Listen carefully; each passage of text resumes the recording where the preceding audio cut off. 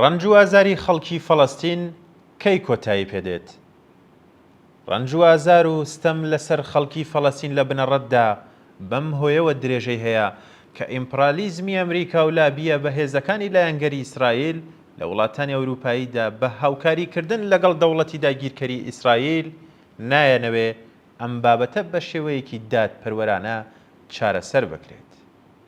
مەسەلەی فەڵەستین هەروە وەک ئێسقانێک لە نێو بریندا بە چارەسەر نەکراوی ماوەتەوە.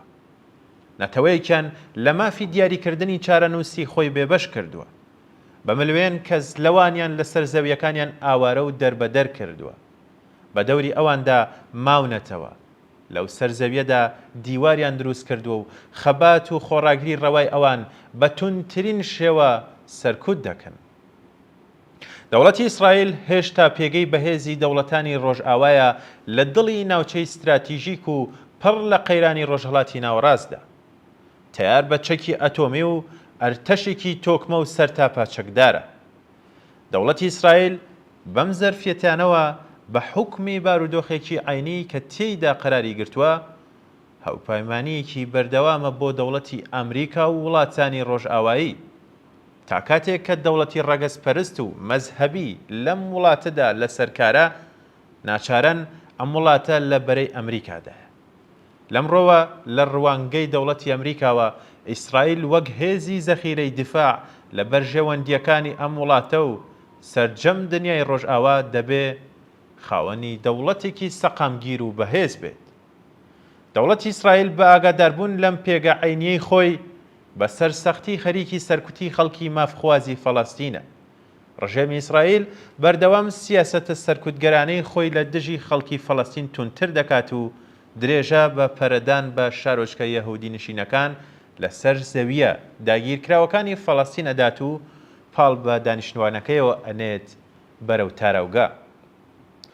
هەر لەم ساڵانەی دواییدا دیوارێکی جیاکەرەوەی بە بەینی ناوچە فەڵەستینی نشینەکان و ئیسرائیلدا کێشا و تەواوی کرد.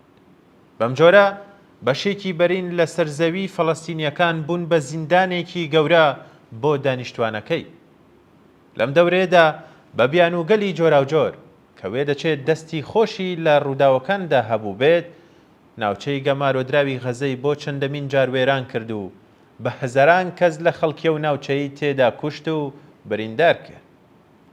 خەڵکی فەڵەستین و ئیسرائیل هیچ قازانجێکیان لەم دوژمنداریەتە نییە و دەوڵەتی ڕەگەزپەرستی ئیسرائیل ئەساسەن ئەم نەفرەتەی بەرهەم هێناوە و بەردەوامیش بەرهەمی دێنێتەوە.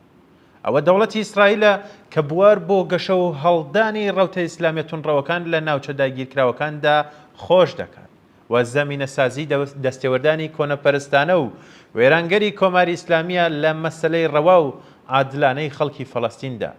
بۆ ڕزگاربوون لەم کوشتار و نائەمنیە ڕێگایەک بێجگەلەوە بوونی نییە کە خەڵکی ستەمدیتووی فەڵەستین و خەڵکی شەریف و عەداڵەتخواز لە ئیسرائیل یەکگرتوانە و دەست لە نێو دەستی یەکتر لە دژی ئەم ڕێژێمە کەمانەوەی خۆی لە پێشێلکردنی مافی فەڵەستینیەکان و کوشتاری ڕۆژانەیاندا کە هەر لە دوای ڕووداوی 7 ئۆکتۆبەرەوە تا ئێستا زیاتر لە 50,000 کەسی لێکوشتن دەبینێ ڕاپەڕن.